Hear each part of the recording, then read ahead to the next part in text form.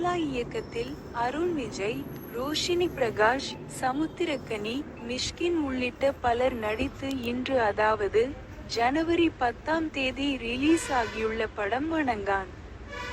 இந்த படத்தினை தயாரிப்பாளர் Suresh காமாட்சியின் we house productions நிறுவனம் தயாரித்துள்ளது. படம் பொங்கல் பண்டிகையை முன்னிட்டு வெளியாகியுள்ளது. படத்தின் விமர்சனத்தினை இந்த தொகுப்பில் காணலாம். கன்னியாகுமரியில் கிடைத்த வேலைகளை செய்து தன் தங்கையுடன் ரீதா வாழ்ந்து வருகிறார். பேச்சு திறன் மற்றும் செவித்திறன் சவாலுடைய மாற்றுத்திறனாளியான கோட்டி அருண் விஜய். அதே ஊரில் பாதி நேரம் டூரிஸ்ட் கைடாக, மீதி நேரம் அருண் விஜயை துரத்தி காதலிப்பவராகவும் இருக்கிறார் டீனா. ரோஷினி பிரகாஷ் தங்கை மீது பேரன்பும் அநியாயங்கள் மீது பெருங்கோபமும் கொண்ட அருண் விஜயை நல்வழிப்படுத்த அவரை மாற்றுத்திறனாளிகளுக்கான ஆதரவற்றோர் இல்லத்தில் வேலைக்கு சேர்த்து விடுகிறார். அருண் விஜய் மீது பிரியம் கொண்ட சர்ச் ஃபாதர். அந்த இல்லத்தில் நடக்கும் ஒரு அநீதியைக் கண்டு வெகுண்டெழும் அருண் விஜய் தண்டனை கொடுக்க வன்முறையை கையில் எடுக்கிறார். அது என்ன அநீதி?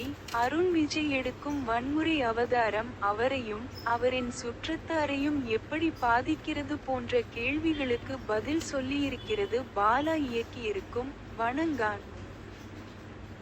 பேச்சு திறன் மற்றும் செவித்திறன் சவாலுடைய மாற்றுத்திறனாளியாகவும், ராவான ஆக்ஷன், சேட்டை, கோபம், உடல்மொழி போன்றவற்றில் பாலா பட ஹீரோ என்ற சட்டையிலும் அருண் விஜய் பாஸ் ஆகிறார்.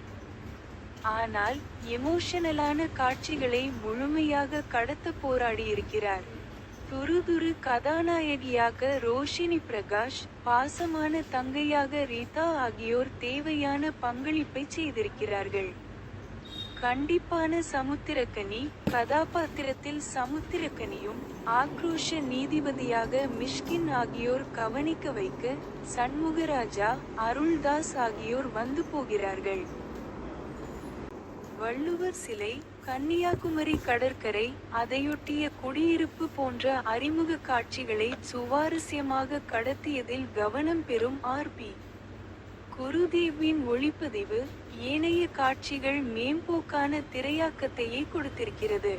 கன்னியாகுமரி எக்ஸ்பிரஸ் போல கடகடவென ஓடும் காட்சிகளுக்கு உணர்வுபூர்வமான இடங்களில் சிவப்பு கொடியை காட்டி நிதானிக்க வைக்க தவறுகிறது சதீஷ் சூர்யாவின் படத்தொகுப்பு. ஜி.வி.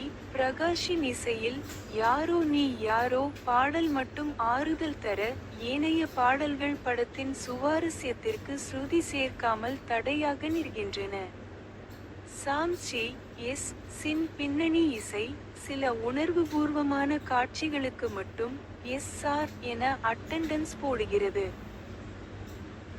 வழக்கமான பாலா ஹீரோ, வழக்கமான பாலா ஹீரோயின் ஆகியவற்றோடு கன்னியாகுமரியின் சுற்றுலா, மத பின்புலம், டூரிஸ்ட் கைடு வேலை, ஹீரோவிற்கு இருக்கும் மாற்றுத்திறன், ஹீரோயினின் குடும்பம் போன்ற விஷயங்களால் சுவாரஸ்யமாகவே தொடங்குகிறது திரைக்கதை.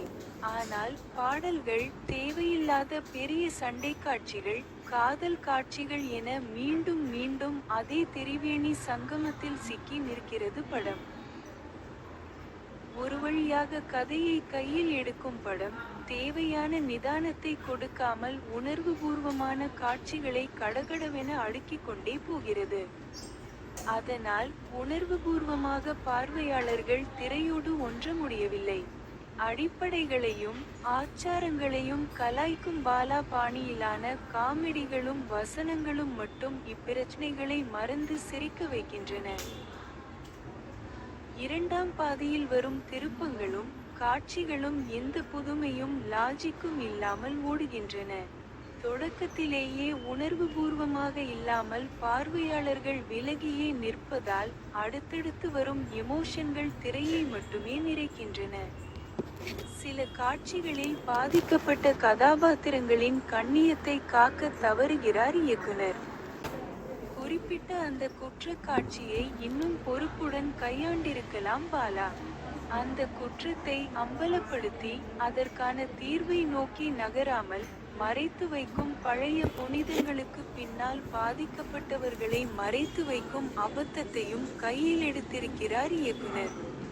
அதீத வன்முறை, அதீத ரத்தம் என வலுக்கட்டாயமாக இரத்தக் கறையை நம்மீது பூசி, பொங்கலுக்கு ஹோலி பண்டிகை விளையாடுகிறது படம்.